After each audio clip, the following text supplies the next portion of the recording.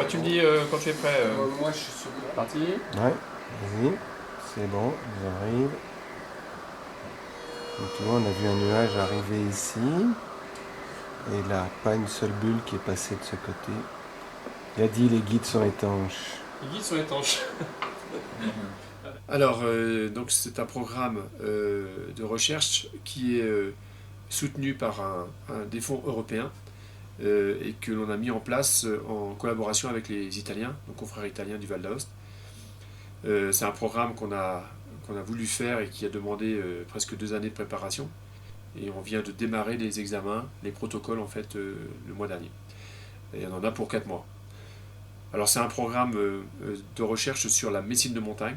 On veut mieux comprendre comment expliquer ce qui provoque le mal aigu des montagnes, quelles sont les modifications dans l'organisme, et en particulier dans le cerveau, qui font que l'on a mal à la tête quand on est en altitude, par exemple, que l'on est malade, qu'on a envie de vomir.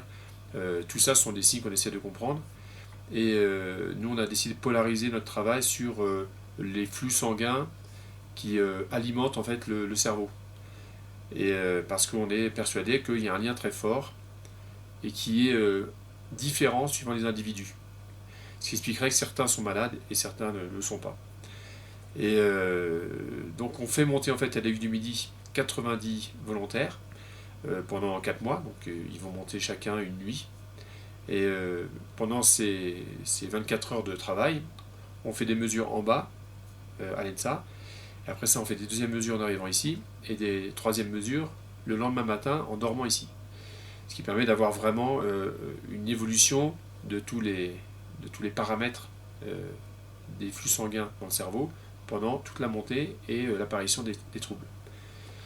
Alors déjà c'est intéressant parce qu'on voit déjà qu'il y a des parallèles entre les gens qui sont malades et les mesures que l'on retrouve qui sont différentes de ceux qui ne sont pas malades.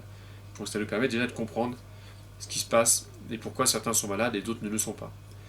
Et puis deuxièmement, ça nous permet aussi de voir quel est le comportement d'une population standard, c'est-à-dire qu'on reçoit ici tout le monde.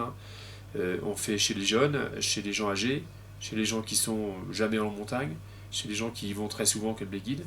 Et on essaie de voir aussi les différences entre toutes ces différentes populations, et toujours avec ces mêmes examens. Et puis troisièmement, et ça c'est ce qui est le plus important, c'est d'arriver à faire des outils de prévention. C'est-à-dire d'arriver avec ces outils et ces mesures qui sont des mesures très simples et non invasives, non douloureuses, faciles à reproduire dans un cabinet en ville, et bien c'est de savoir avant que les gens n'aillent faire un trekking au Himalaya par exemple, qu'on puisse leur dire si eux vont être des gens malades ou pas, et voir si ce sont des gens à risque, parce qu'il y a quand même 5% de la population qui est très sensible à l'altitude, et à qui on recommande de ne pas aller faire de trekking à haute altitude, voire surtout des expéditions. Et ces gens-là, s'ils le parlent et ne le savent pas, ils peuvent très bien décéder en Himalaya lors d'un trekking, simplement parce qu'ils ne sont pas du tout adaptés à l'altitude. Parce qu'en fait, il y a beaucoup d'accidents, tu me disais hier.